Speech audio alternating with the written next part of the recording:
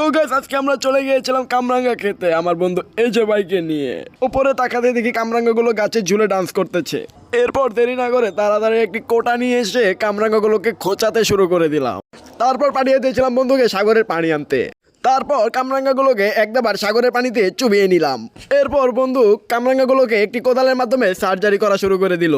এরপর সার্জারি শেষে মাখাটা মিষ্টি মিষ্টি ভাব আনার জন্য বন্ধু কোদালের মাধ্যমে কয়েকটা মরিচ কেটে নিল। এরপর মাখাটাতে অতিরিক্ত জ্বাল আনার জন্য দিয়ে দিলাম একটু রাশিয়ান চিনি। এরপর মাখাটাকে আরও বেশি কুখ্যাত ও আকর্ষিত করার জন্য দিয়ে দেওয়া হলো খানিকটা পরিমাণে বিষ।